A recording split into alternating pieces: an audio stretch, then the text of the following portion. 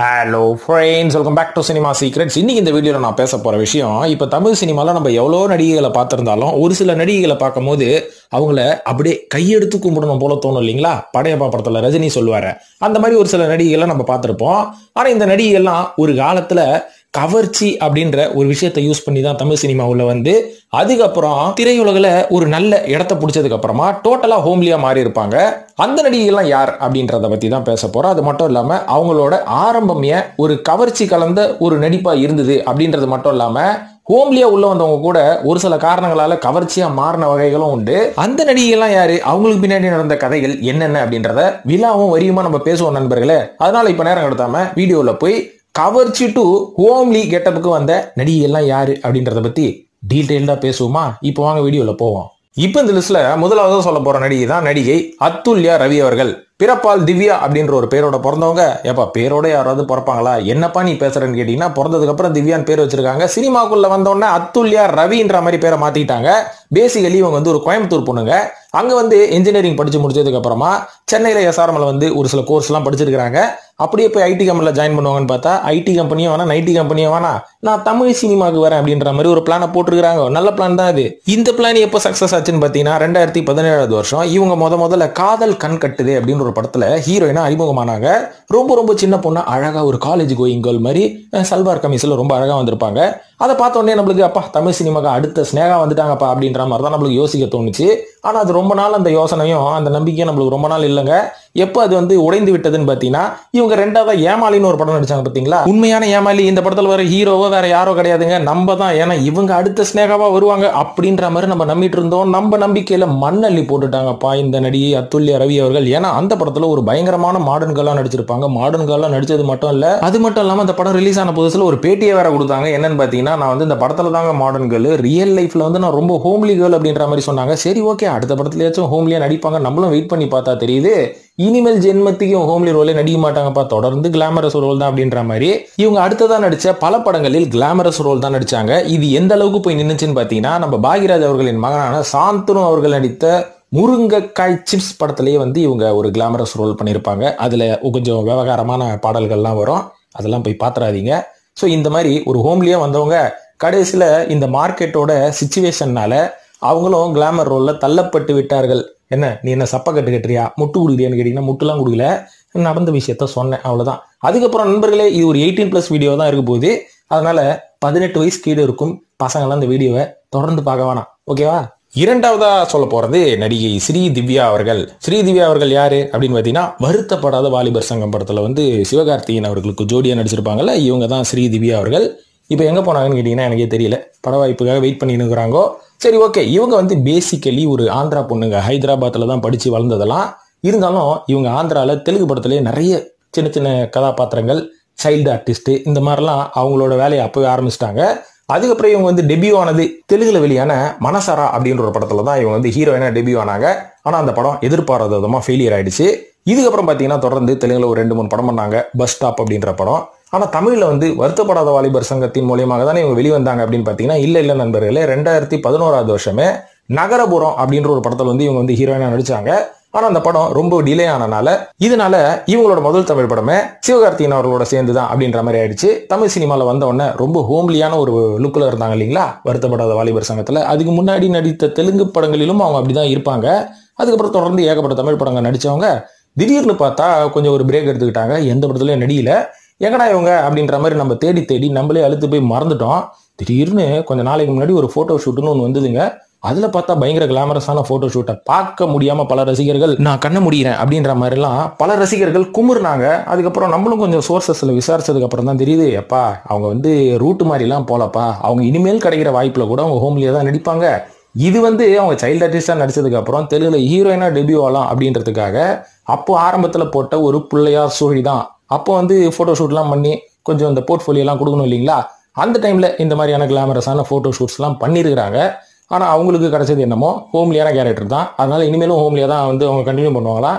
அதனால பழைய போட்டோ ஷூட்டை இப்போ வந்து நீங்க பரப்பி விட்டு இவங்க சான்ஸ் கிடைக்காதனால தான் இந்த மாதிரி கிளாமரஸ் ரோல்ல இறங்கிட்டாங்க அப்படின்ற உருட்டெல்லாம் இனிமேல் நம்ம உருட்ட வேணா, அதெல்லாம் பழைய கதை. மூன்றாவதா சொல்ல போறது நடிகை தேவயானி அவர்கள். இன்னைக்கு ரொம்பவே ஒரு ஹோம்லியான ஒரு இமேஜை கிரியேட் பண்ணி தமிழ் ஆடியன்ஸை தேவயானினாலே ஒரு ஹோம்லி தான் அப்படின்ற மாதிரி சூப்பரா ப்ரூவ் பண்ணி காமிச்சிட்டாங்க. அதுக்கு கண்டிப்பா நம்ம தேவயானி அவர்களுக்கு ஒரு பெரிய பாராட்டை தெரிவிக்கணும். இவங்க ஆனா தமிழ் சினிமாவில் எப்படி வந்தாங்க அப்படின்னு பாத்தீங்கன்னா, நிறைய கவர்ச்சி கதாபாத்திரம் செஞ்சுதாங்க இவங்க உள்ளே வந்தாங்க. அதாவது இவங்களோட ஆதி காலத்து சினிமா கதையை பத்தி பேசணும்னா, இவங்க பேசிக்கலி மும்பையில பிறந்து வளர்ந்தவங்க. இவங்க அப்பா வந்து ஒரு கன்னடிகா, அம்மா வந்து மலையாளின்னு சொல்றாங்க. இதெல்லாம் படிச்சு முடிச்சதுக்கு அப்புறம் சினிமாவில் வந்தோடனே தமிழ் சினிமாவுக்கு முதல்ல வரல. அவங்க முதல்ல ஹிந்தி படத்துல தான் நடிக்கிறதுக்கு முயற்சி பண்ணாங்களாம். அந்த படத்தின் பேர் கோயல் அப்படின்றாங்க. ஆனா அந்த படம் ஆரம்பத்திலே டிராப் ஆயிடுச்சான். மறுபடியும் பெங்காலிக்கு போய் அங்க ஒரு படம் நடிச்சாங்க, சாத் பூஞ்சாமி அப்படின்ற படம். இந்த படத்துல ஒரு சின்ன கதாபாத்திரம்ன்ற மாதிரி சொல்லப்படுது. இதை தொடர்ந்து மராத்தியில போய் ஒரு படம் நடிக்கிறேன்னு போனதுக்கு அப்புறம் அந்த படமும் டிராப் ஆயிடுச்சான். அதுக்கப்புறம் மலையாளத்துல வந்து ஒரு சில படங்கள் பண்ணியிருக்காங்க. சோ ஆக மொத்தத்துல ஒரு ரவுண்ட் வந்துக்கிறாங்க இந்தியாவே அப்படின்னு நம்ம சொல்லலாம். அதுக்கப்புறம் தமிழ்ல முதல்ல இவங்க டெபியூ ஆகக்கூடிய படமே ஆசை அப்படின்ற படம் தான். நம்ம அஜித் அவர்கள் கூட சேர்ந்து சிவலட்சுமி நடிச்சாங்கல்ல, அந்த கதாபாத்திரத்துல இவங்க தான் நடிக்க வேண்டியது. ஆனா ஒரு சில காரணங்களால அவங்களால அந்த படத்துல நடிக்க முடியாம போச்சு. இருந்தாலும் நம்ம ஏதாவது ஒரு படம் நடிச்சுக்கிட்டே இருக்கணும்னு சொல்லி சிவசக்தி அப்படின்ற ஒரு படத்துல கிளாமரஸா ஐட்டம் சாங் எல்லாம் பண்ணிருப்பாங்கப்பா. தேவயானி ஐட்டம் சாங் பண்ணாங்களா அப்படின்றத சொன்னா நம்மளால நம்ப முடியல. அதை பார்த்தா கூட நம்மளால நம்ப முடியாது. இருந்தாலும் அப்படி இப்படி கொஞ்சம் கஷ்டப்பட்டு காதல் கோட்டை அப்படின்ற ஒரு படத்துல தான் இவங்க தமிழ்ல ஹீரோயினா அறிமுகமானாங்க. இதுக்கு முக்கியமான காரணமே நம்ம இயக்குனர் தங்கர் பச்சான் இருக்காருல்ல, அவர் வந்து காதல் கோட்டை படத்துல வந்து ஒரு சினிமாட்டோகிராஃபர், கேமராமேனா அவர் தான் வந்து இந்த பொண்ணு இந்த கேரக்டருக்கு, இந்த கமலின்ற கேரக்டருக்கு கரெக்டா இருக்கும்னு கொண்டு போய் விட்டுருக்காரு. அதுக்கு ஏற்ற மாதிரி சூப்பரா பிடிச்சிக்கிட்டு அந்த பாணியை இன்னி வரைக்கும் கடைபிடித்து கொண்டிருக்கிறார்கள்.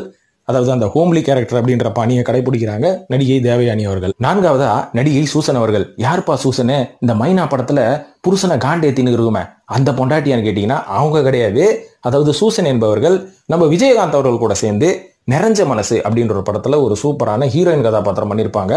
அச்சு அசல் அந்த வில்லேஜ் கேர்ள் எப்படி இருப்பாங்களோ அந்த அளவுக்கு ரொம்ப கலையாவும் ரொம்ப ஹோம்லியாவும் அந்த படத்தில் நடிச்சிருப்பாங்க. சரி, இதுக்கப்புறம் இந்த மாதிரியான படங்கள் தான், இந்த மாதிரியான கதாபாத்திரங்கள் தான் இவங்க தேர்ந்தெடுப்பாங்க அப்படின்னு நாமளும் பொறுத்து இருந்து பார்த்தா, அடுத்ததா ஒரு தமிழ் படத்துல டவுசரை மாட்டிக்கின்னு ஐட்டம் சாங் ஆடுங்கிறாங்க. பார்த்தோன்னா நம்மளுக்கே பக்குன்னு ஆகி போச்சு. என்னம்மா உங்களை எப்படியோ நாங்க கற்பனை பண்ணோம், நீங்க இப்படி பண்ணி நிக்கிறீங்களே அப்படின்ற மாதிரி யோசிக்க தோணுச்சு. சரி ஓகே, உங்களோட கதை இன்னையோட முடிஞ்சுது அப்படின்றத நாங்கெல்லாம் அன்னைக்கே கணித்து விட்டோம். எங்களோட கணிப்பும் சரியா போச்சு அப்படின்னு தான் சொல்லணும். ஏன்னா அந்த படத்தோட சூசன் அவர்கள் தமிழ் சினிமா விட்டே போயிட்டாங்க. ஐந்தாவதா சொல்ல போறது நடிகை சோனா ஹைடன். ஏபா இவங்கள போய் ஹோம்லின்னு சொல்றியே, ஏதோ முகத்தை பார்த்தா கொஞ்சம் கலையா ஹோம்லியா இருக்கிறாங்க, இவங்கெல்லாம் என்னைக்கு ஹோம்லி கேரக்டர் பண்ணியிருக்கிறாங்க, என்ன நீ சொல்ற அப்படின்னு கேட்டீங்கன்னா, இவங்களோட பூர்வீகத்தை எடுத்து பாருங்க. ஆரம்பத்துல பாத்தீங்கன்னா இவங்க ஒரு 2-3 படங்கள் நடிச்சாங்க, அதுவும் பெரிய பெரிய ஸ்டாரான அஜித் மற்றும் விஜய் படங்களில். அப்படியா எந்த படத்துல நடிச்சாங்க சொல்லு பார்க்கலாம்னா, முதல்ல இவங்க தமிழ்ல பூவெல்லாம் முன்வாசம் அப்படின்ற ஒரு படத்துல ஒரு சின்ன ஃப்ரெண்டு கதாபாத்திரம் பண்ணும்போது ரொம்ப ஹோம்லியான ஒரு பொண்ணா தாங்க நடிச்சாங்க. இந்த பொண்ணெல்லாம் 3வது படத்துல ஹீரோயின் ஆயிடும் அப்படின்ற மாதிரி நாங்களே எதிர்பார்த்துட்டு இருந்தோம் அந்த நேரத்துல. உங்களுக்கு இன்னும் விளங்கலையா? புரியுற மாதிரி சொல்றேன். பூவெல்லாம் முன்வாசம் படம் பார்த்திருப்பீங்கல்ல, அதுல தாலாட்டும் காற்றேவான்னு ஜோதிகாவை அன்ரீசர்ல ஏத்தி விட்டு பின்னாடியே பெட்ரோல் போட்டுன்னு கார்ல போயின்னு இருப்பார்ல அஜித், ஒரு பாட்டு. இந்த பாட்டுல இவங்க 2 பேரும் எங்க போவாங்க சோகமானா, இந்த சோனாவோட கல்யாணத்துக்கு தான் போவாங்க. அடுத்த வாட்டி படம் பார்த்தா நீங்க கவனிங்க இந்த விஷயத்த. அடுத்ததான் நம்ம விஜய் அவர்கள் நடித்த ஷாஜகான் படத்துல ஹீரோயினோட ஃப்ரெண்டா வருவாங்க. ஹீரோயினோட இவங்க பெட்டரா இருப்பாங்க. அதனால தான் நாங்களும் நம்பிட்டு இருந்தோம் 3வது படத்துல இவங்க கதாநாயகி ஆயிடுவாங்கன்னு. ஆனா கிறகம் என்னாச்சுன்னு பாத்தீங்கன்னா, இந்த 2 படத்துக்கு அப்புறம் தெலுங்குக்கு போயிட்டாங்க. ஏன்னா நிறைய டப்பு கொடுக்குறாங்க, துட்டு கொடுக்குறாங்கன்னு சொல்லி அங்க போய் நிறைய கிளாமரஸ் படம்லாம் நடிச்சிருக்காங்க. ஆனா தெலுங்கு நம்மளுக்கு தெரியல. மறுபடியும் திரும்பி தமிழ் சினிமாவுக்கு வந்தாங்க பாருங்க, காமிச்சாங்க பாருங்க ஒரு கிளாமர். அட இந்த பொண்ணு அந்த பொண்ணு அப்படின்ற மாதிரி தான் யோசிக்க தோணுச்சு. உதாரணத்துக்கு ஜெயிலர் படத்தை பார்த்துட்டே இருக்கும்போது மோகன்லால் அவரோட என்ட்ரியை பார்த்தோன்னா ஒருத்தன் கேட்டானா, ஏப்பா இவரு தானப்பா ஜில்லா படத்துல விஜய்க்கு அப்பாவும் நடிச்சாருன்னு. அந்த கதை மாதிரி இருந்தது. இப்ப நாங்க சொல்லும் போது சோனா வந்து மிருகம் படத்துல எந்த அளவுக்கு நடிச்சிருப்பாங்கன்றது உங்க எல்லாருக்குமே தெரியும். சரி ஓகே, ஏதோ ஒன்று தப்பு பண்ணிட்டாங்க, அடுத்ததா கொஞ்சம் நல்ல ஹோம்லி கேரக்டர்லாம் இவங்க பண்றதுக்கு வாய்ப்பு இருக்கா அப்படின்னு பார்த்தா வாய்ப்பே இல்லை. இன்னி வரைக்கும் வாய்ப்பே இல்லை. 6வதா நடிகை மீரா ஜாஸ்மின் அவர்கள். இவங்களுக்கு என்னங்க ஆச்சு? சொத்து இருக்கு, சுகம் இருக்கு, இருந்தாலும் வாய்ப்பு இல்லையே அப்படின்றனால இப்படி எல்லாமா பண்ணணும் அப்படின்ற மாதிரி சமீபத்தில் அவங்களோட இன்ஸ்டாகிராம் போஸ்ட் எல்லாம் பார்க்கும்போது நம்மளுக்கே யோசிக்க தோணுச்சு. சரி ஓகே, இவங்களோட மனநிலை இந்த அளவுக்கு மாறுற அளவுக்கு இவங்க மனதை பாதித்தது யார் அப்படின்னு பார்த்தா அவங்களே தான். என்ன கதைன்னு சொல்றேன் பாருங்க. அதாவது தமிழ்ல வந்து ரன் அப்படின்ற ஒரு படத்தின் மூலயமாக டெபியூ ஆனவுடனே மாதவன் எந்த அளவுக்கு பாப்புலர் ஆனாரோ அதுக்கும் மேல நம்ம மீரா ஜாஸ்மின் அவர்கள் பாப்புலர் ஆயிட்டாங்க. இந்த படம் நடிச்சு முடிச்சதுக்கு அப்புறம் ஒரு லைன் அப் வந்தது பாருங்க. விஜய் அவர்கள் நடித்த புதிய கீதை, ஆஞ்சநேயா, ஆயுத எழுத்து, சண்டைக்கோயின்னு ஒரு ரவுண்டு வந்தாங்க தமிழ் சினிமால. அன்னைக்கு முன்னணியில இருந்த பல நடிகர்கள் கூட அப்படின்னு நம்ம சொல்லலாம். இது மட்டும் இல்லாம மலையாளத்துல மட்டும் 50 படங்கள் பண்ணாங்க. எல்லாம் நல்லா போயிட்டு இருந்தது. நிறைய படங்கள் கமிட் ஆகி நடிச்சிட்டு இருக்கும் போது இவங்க ஒரு தப்பு கணக்கு போட்டாங்க. 2014 வருஷம் துபாயை சேர்ந்த ஒரு சாஃப்ட்வேர் இன்ஜினியரை கல்யாணம் பண்ணி நம்ம செட்டில் ஆயிடலான்னு அதுக்கேற்ற மாதிரி கல்யாணம் பண்ணி எந்த படத்துலயும் நடிக்காம ஃபேமிலி எல்லாம் மாறினவங்க 2016 வருஷமே டிவோர்ஸும் பண்ணிட்டாங்க. டிவோர்ஸ் பண்ணதுக்கு அப்புறம் ஏகப்பட்ட ஸ்ட்ரெஸ், ஒபீஸ் ஆயிட்டாங்க, வெயிட் கெயின் ஆயிட்டாங்க. இதுக்கப்புறம் என்னங்க, வழக்கம் போல இவங்க வந்து சினிமா பக்கமே திரும்ப மாட்டாங்க அப்படின்னு எதிர்பார்த்துட்டு இருந்த நேரத்துல தான் வெயிட் லாஸ் எல்லாம் பண்ணிட்டு சூப்பரா மலையாளத்துல ஜெயராம் கூட சேர்ந்து மக்கள் அப்படின்ற ஒரு படம் நடிச்சாங்க. ஆனா அந்த படம் பெரிய ஹிட் கொடுக்கல. என்னதான் வந்து இவங்களுக்கு ஒரு ரீஎன்ட்ரி படமா இருந்தாலும் இதுக்கப்புறம் இவங்களுக்கு வந்து ஒரு பெரிய பட வாய்ப்புகள் கிடைக்காதனால ஓகே நம்மளும் வந்து கிளாமர் அப்படின்ற ஒரு விஷயத்துக்குள்ள என்ட்ராம் அப்படின்னு சொல்லி இன்ஸ்டாகிராம்ல இன்னைக்கு கிளாமரஸா போட்டோ போட்டுட்டு இருக்காங்க. நம்மளால பார்க்க முடியல. எப்படி பார்த்தா மீரா ஜாஸ்மின் இப்படி ஆயிட்டாங்களே. ஏழாவதா நடிகை அனுஷ்கா அவர்கள், இவங்களுக்கு என்னங்க கேடுகாலம் அப்படின்ற மாதிரி வானம் படத்தை பார்க்கும்போது எனக்கு தோணுச்சு. ஏன்னா என்னதான் தெலுங்கு படத்துல இவங்க ஏகப்பட்ட கிளிவேஜ் கிளாமஸ் ரோல் பண்ணியிருந்தாலும் தமிழ் ஆடியன்ஸ் கிட்ட இவங்க ஒரு ஹோம்லி லுக்ல தானே இருந்தாங்க. ஏன்னா தமிழ்ல இவங்க நடிச்ச படங்கள் எல்லாத்துலயும் வந்து இவங்க ஹோம்லியா தான் நடிச்சிட்டு இருந்தாங்க. ஆனா திடீர்னு பார்த்தா வானம் அப்படின்ற ஒரு படத்துல ஒரு ஐட்டம் கேர்லா நடிச்சிருப்பாங்க, ஒரு ப்ராஸ்டியூட்டா நடிச்சிருப்பாங்க. இந்த கேரக்டருக்கு அந்த காலகட்டத்துல நமிதா அவர்களை தான் பரிந்துரை பண்ணாங்களாம். ஆனா நமிதா அவர்கள் நடிக்க மாட்டேன்னாங்களாம். அனுஷ்கா அவர்கள் ஏற்கனவே இந்த படத்தோட ஒரிஜினல் கண்டென்ட்ல தெலுங்குல வந்து இந்த கேரக்டர் பண்ணியிருந்தாலுமே தமிழ் ஆடியன்ஸ் ஏத்துப்பாங்களா அப்படின்றது யாருக்குமே தெரியல. எட்டாவதா சொல்ல போற நடிகை ரம்யா பாண்டியன் அவர்கள் ஆரம்பத்துல இன்ஜினியரிங் முடிச்சுட்டு ஐடிஎம்எல்ல வேலை பார்த்துட்டு அதுக்கப்புறம் தமிழ் சினிமாவுல வரணும்ன்ற ஒரு ஆர்வத்துல மணிரத்னம் கிட்ட ஒரு அசிஸ்டன்ட் டைரக்டரா ஜாயின் பண்ணி ஒர்க் பண்ணதுக்கு அப்புறம் சரி நம்ம ஒரு ஹீரோயின் ஆயிடலாமே அப்படின்ற மாதிரி பிளான் பண்ணி 2015 வருஷம் தமிழ்ல டம்மி டப்பாசு அப்படின்ற ஒரு படத்துல ஹீரோயின் ஆனாங்க. அதுக்கப்புறம் இதனை தொடர்ந்து ஜோக்கர் அப்படின்ற படத்துல இவங்களுக்கு ஒரு நல்ல வாய்ப்பு கிடைச்சது. ஏன்னா அப்ப நல்ல லுக்ல ஒரு ஹோம்லி லுக்ல இருப்பாங்க. அந்த படமும் கொஞ்சம் ஹிட். இதனை தொடர்ந்து மறுபடியும் ஆண் தேவதை அப்படின்ற ஒரு படத்துல இவங்க நடிச்சாங்க சமுத்திரகனி அவர்கள் கூட சேர்ந்து. இந்த படத்துல நடிக்கும் போது என்ன நினைச்சாங்களோ ஏது நினைச்சாங்களோ தெரியல. ஏங்க எனக்கெல்லாம் வயசு ரொம்ப கம்மி தான், ஒரு சின்ன குழந்தைங்க அம்மா ஆகிட்டீங்களா அப்படின்ற மாதிரி ஃபீல் பண்ணிருப்பாங்க போல இருக்கு. இனிமேல் நம்ம நடிச்சா ஒரு நல்ல ரொமான்டிக்கான ஒரு நடிகையா தான் நடிக்கணும் அப்படின்னு சொல்லி அந்த ஒரு மதர் இமேஜ் ஹோம்லி இமேஜ் எல்லாம் கைட்டி தூக்கி போட்டு நானும் கிளாமர் வரம்பர் அப்படின்னு ரொம்ப நாள் வெயிட் பண்ணி ஒரு கிளாமரஸ் ரோல்ல நடிக்க ஆரம்பிச்சாங்க. ஆனா யாரும் வாய்ப்பு தரல. சரி ஓகே நம்ம போட்டோ ஷூட்டாச்சும் கொஞ்சம் கிளாமரா பண்ணலாம்னு போட்டோ ஷூட்டை பண்ணி பத்த வச்சாங்க பாருங்க. தமிழ்நாடே பத்தி எரிஞ்சுது. இந்த மாதிரி தமிழ்நாடே பத்த வச்சுக்கிட்டு நம்ம எங்க போய் குளிர் காயலாம்னு சொல்லி பிக் பாஸ் வீட்ல போய் குளிர் காய்ஞ்சாங்க. பிக் பாஸ் வீடும் பத்தி எரிந்து விட்டது. இதுக்கப்புறம் உங்களுக்கு சரியான வாய்ப்பு கிடைக்கும் நீங்க வெயிட் பண்ணவங்க முகிலன் அப்படின்ற ஒரு வெப் சீரிஸ்ல படு கிளாமரஸான வேஷம் பண்ணாங்க. ஆனா அந்த படம் வந்து அந்த வெப் சீரிஸ் வந்து பெரிய லெவல்ல ரீச் ஆச்சா அப்படின்னு நம்மளுக்கு தெரியல. அதுக்கப்புறம் ஒரு ரவுண்டு வருவாங்கன்னு பார்த்தா நம்ம எதிர்பார்ப்பு பூர்த்தி ஆகல. ரம்யா பாண்டியன் நினைச்சதும் பெருசா நடக்கல. அதுக்கு அவங்க ஹோம்லியா வந்து கொஞ்சம் டிராவல் பண்ணியிருந்தா கூட ஒரு 10-20 படம் தமிழ்ல பண்ணிருக்கலாம். எதுக்கு ஹோம்லியா இருந்து கிளாமரஸா மாறணும்? Bad strategy. சோ நண்பர்களே, இதுல இருந்து நான் என்ன சொல்றேன் அப்படின்னு பாத்தீங்கன்னா, அப்போ ஹோம்லி நடிகை எல்லாம் கிளாமரஸா மாறக்கூடாதா? என்னையா உன் கருத்து அப்படின்ற மாதிரி கேட்பீங்க. அவங்களோட பர்சனல் கருத்துல நான் தலையிடவே இல்லை நண்பர்களே. அவங்க எப்படி நடிக்கணும் எப்படின்ற மாதிரி ஒரு ஸ்ட்ராட்டஜி அவங்களுக்குள்ளே வச்சிருப்பாங்க இல்லைங்களா? அதை வச்சுதான் தமிழ் சினிமா உள்ள வருவாங்க. அந்த மாதிரி வரவங்க என்னைக்குமே நிலையா நிக்கிறாங்க. ஆனா உள்ள வந்ததுக்கு அப்புறம் அவங்களோட பிளான்ஸை மாத்துறாங்க பாருங்க.